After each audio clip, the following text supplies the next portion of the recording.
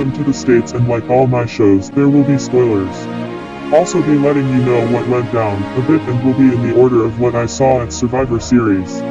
So if you have yet seen this pay-per-view, then stop watching if you don't want any spoilers. Now let's get ready to see how I did when predicting Survivor Series 2021. First up, I had Smackdown winning, but only by one. Was I right even if my count was off? Let's see. The first match of the night was indeed how I did it in my prediction video, and that's Damian Priest versus Shunsuke Nakamura.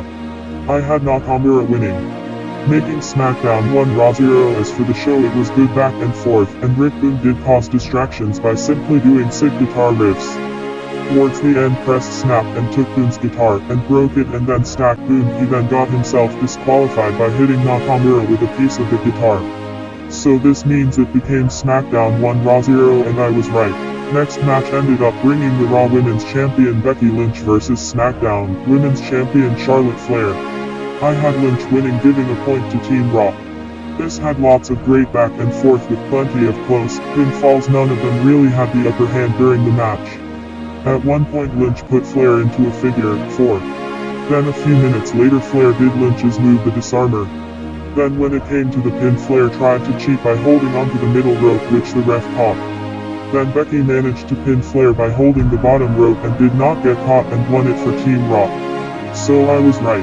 The next up is the 5-on-5 men's Survivor Series match of Team Raw versus Team Smackdown, where I had Raw winning. Well, I did not think this match would happen this early, same with the Lynch versus Flair match, but anyways, it was like a minute or so in. Owens was eliminated by periodically getting himself counted out, which is something I didn't see coming. Then the action started to happen. Then Baylor eliminated Happy Corbin with the coup de grace, making the teams even once more. Then plenty of action happening inside and outside of the ring. Then Lashley eliminated King Woods by the Hurt Lock, making King Woods pass out. It then became uneven again. Lashley looked behind him as now McIntyre tagged himself in. The fight then between them went outside of the ring and both were counted out. Now SmackDown has 2 left on their team, where Raw has 3. Sheamus then bro-kicked Balor, eliminating him and even things up. Sheamus and Hardy worked smoothly together, if I may add, when it was just them for Team SmackDown. Then the New Guy Theory pinned Sheamus and then knocked out Hardy. Rollins tried to take the advantage and did a frog splash followed by a pin, but Hardy kicked out. Then Hardy landed a triple 20 Swan Timbon on Theory, causing Theory to be eliminated. So it became Rollins and Hardy at the end. This has been one hell of a match. At the end Rollins won. So I was right, and that also makes it Team Raw 2 Team Smackdown 1. Next up was a Survivor Series Battle Royale, which I did not predict as I did not know about this match, so this won't count towards my right-wrong column.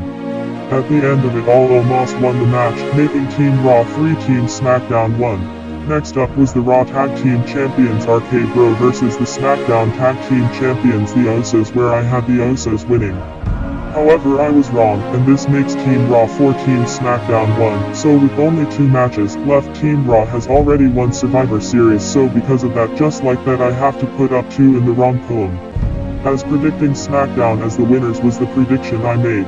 The next match ended up being the women's 5-on-5 match, where Team Smackdown winning Toni Storm eliminated Carmella because Carmella wanted her mask.